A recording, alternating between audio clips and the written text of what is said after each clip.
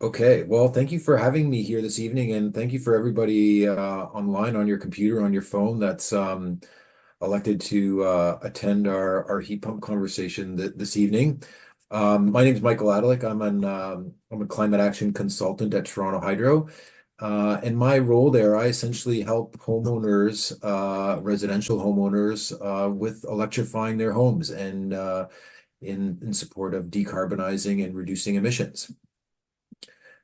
So with that, I'm going to start with a little bit of a high-level review of kind of where we are and how we got to where we are. So as some of you probably already know, the City of Toronto has established a climate emergency, and they've established a goal of reaching net zero by 2040. And this is a really aggressive goal, and how the city is going to get there is important. So they've done that through a document from Transform TO, and this is essentially the strategy through which the city will reach net zero.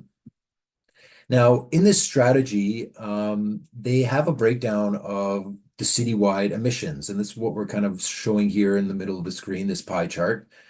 And what the emissions inventory is showing us is that about 90% of the local emissions in the city of Toronto are being generated by buildings and transportation. So, in support of this goal of reaching net zero, we need to attack and address these emissions that are coming from buildings and transportation. Um, so, as part of this strategy, the City of Toronto actually reached out to Toronto Hydro and asked Toronto Hydro to develop a plan and establish a path forward to help actually achieving some measurable results. And Toronto Hydro responded with a plan. And in that plan, there were a couple of elements that we've identified. One, that we're going to try and deliver significant greenhouse gas emissions. Two, that we're going to try and stimulate the local clean tech economy so that people can have service providers and contractors to do their projects, and also to advance social equity. Okay. So I'm going to drill down now a little bit more into those emissions that we talked about, the 90% of emissions in the city, but on a residential perspective. So residentially, emissions are being generated typically from the burning of fossil fuels. So the burning of fossil fuel for our transportation, typically our cars, our home heating, and our domestic hot water. So these are the three kind of large ticket items where we typically burn fossil fuels traditionally to get what we need out of those appliances. So how are we going to actually attack these appliances and reduce our emissions? So what we're proposing, or what the plan is proposing, is to tackle each one of these kind of segments of our home appliances individually. So we're talking about electrifying our home heating. So that's through the adoption of heat pumps. We're talking about electrifying our transportation, again, through the adoption of an electrical vehicle or another e-mobility device. And then thirdly, our domestic hot water. So this is, again, to replace our fossil fuel burning appliances with high efficiency electric alternatives like heat pump water heaters. Now, there are kind of some financial considerations when people are considering the switch to electric appliances, but some of the benefits that we typically talk about when we're talking about electrification. So I'm going to put the cost and benefit that part aside for a second, but I just want to talk about a couple of the other benefits. One of them is the increased comfort that homeowners typically experience when they electrify their homes. Typically, homeowners notice increased comfort, typically year-round, as a result of reduced temperature fluctuations in their home.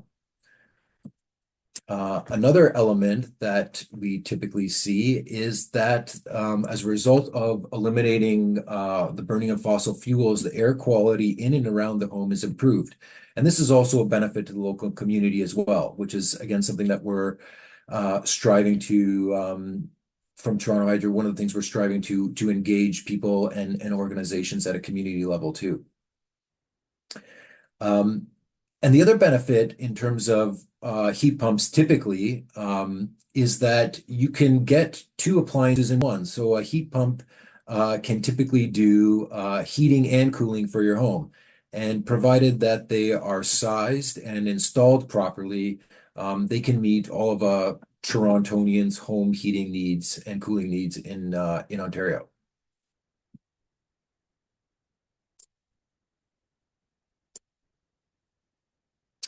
So I'm going to jump back a little bit and just talk about climate advisory services for a second. So when Toronto Hydro established this plan to support the city and its goal to decarbonize and electrify, we established some climate advisory services to achieve those goals.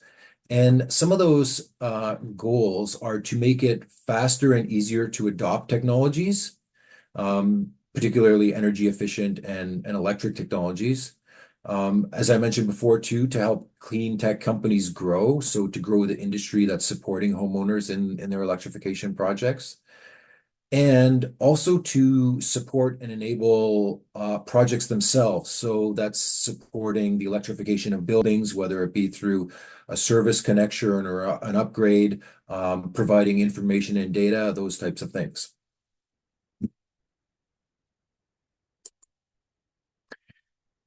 Now, circling back on the services that we talked about, I wanted to just kind of review the current services being offered by Toronto Hydro for residential customers. So, like Nathan mentioned on the call earlier as well, is we recently launched, or the city recently launched a furnace upgrade program, which includes free energy coaching. So this is available to all Toronto residential customers, and it's essentially a free 60-minute call with a Toronto Hydro Energy Coach to review technology and answer your questions about decarbonizing or electrification.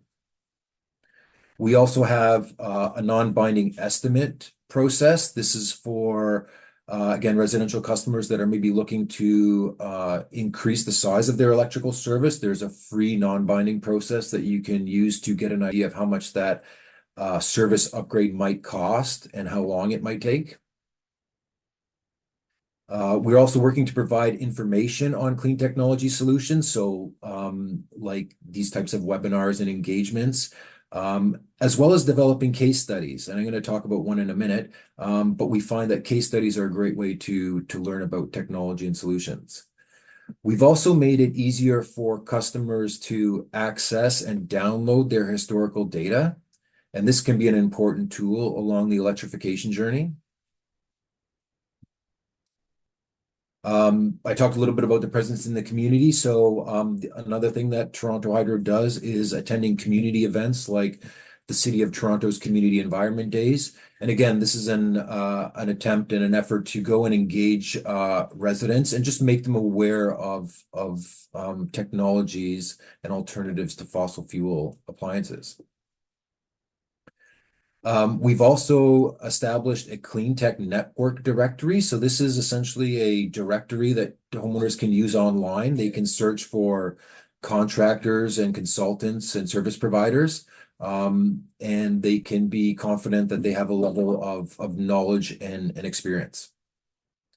And then as well as to deliver some training and build capacity again in the clean tech services network.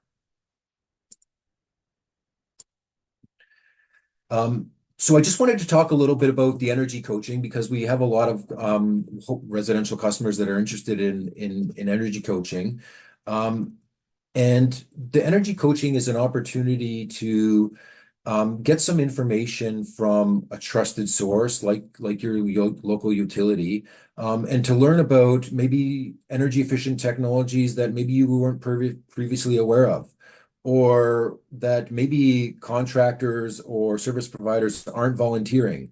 So we like to use this as a forum to make you aware of those, and provide you with some tools to start your journey. We also use it as an opportunity to myth bust or address misinformation. So we still hear things out in the field that are incorrect or misrepresented.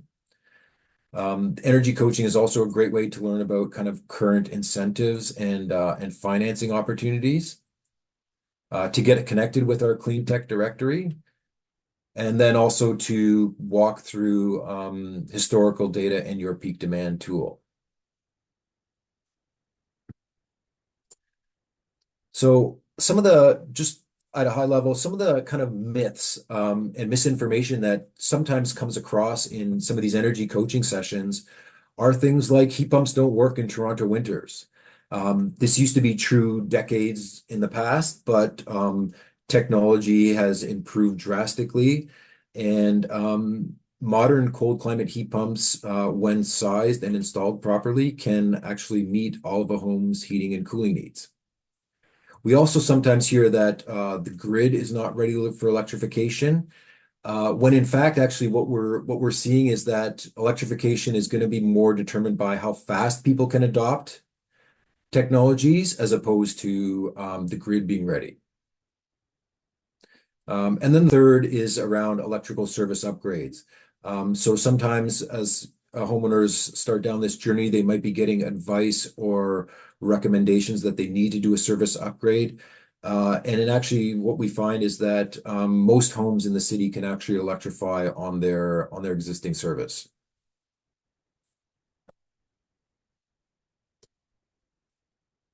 So one of the other tools that I talked about was case studies. So this is an example of a case study that Toronto Hydro has published now.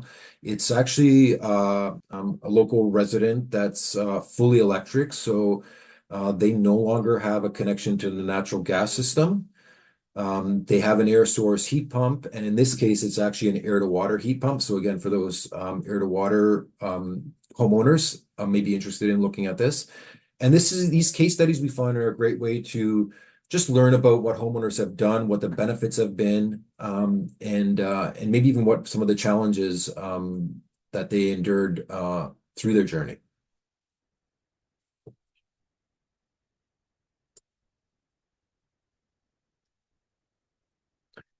Next, I just wanted to talk a little bit about historical data. So this is kind of showing here an example of what homeowners can now see on their Toronto Hydro portal.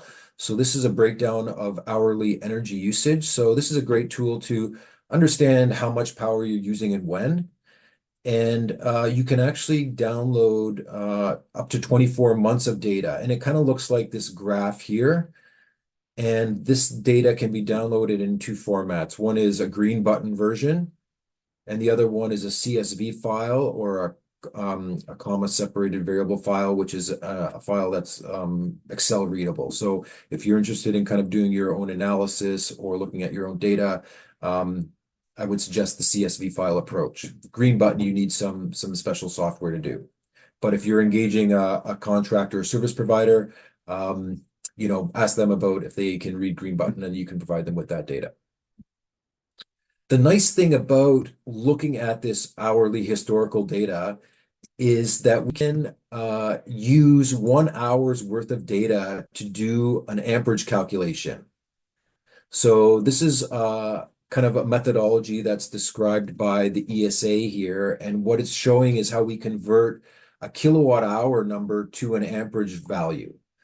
And again, this is important information for homeowners to have, especially if they're having a conversation about upgrading their electrical service, because you can actually do a calculation which will demonstrate how much capacity you have on your service if you subtract this peak demand from your service rating.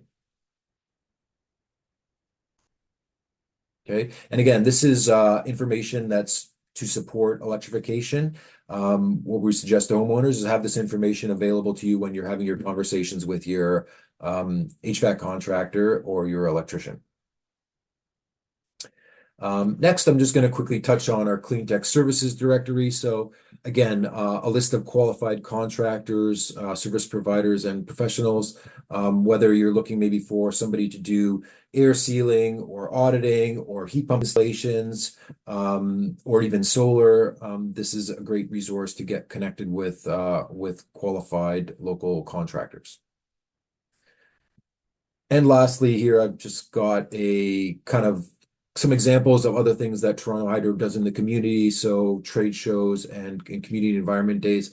And again, what we're trying to do is get messaging out there to empower homeowners so that when it comes time to replace their appliances, that they're making an informed decision that aligns with their goals and values. And that brings me to the end of my deck. So thank you very much. Cool. Really appreciate it, Michael. With the energy coaching, are people taking calls and following up with emails regularly? Are people just normally taking calls? How's it working out so far? So yeah, I mean the energy coaching it's been great. What we find though is that some people have been doing phone calls. We like to have the energy coaching sessions in front of a computer because we typically show information and data. Yeah. We find it's a better exchange that way. So if you're planning on doing an energy coaching session, just plan on being in front of a computer. Um, but also the energy coaching service is also not like a one and done type of a service. It's meant to be the start of the journey, so you can continue to reach out to Energy Coach or the climate action team at Toronto Hydro. We kind of use this similar analogy to other things, but this electrification or decarbonization is more like a marathon than a sprint. There's lots of things to learn, lots of things to consider, so it's always kind of an ongoing conversation.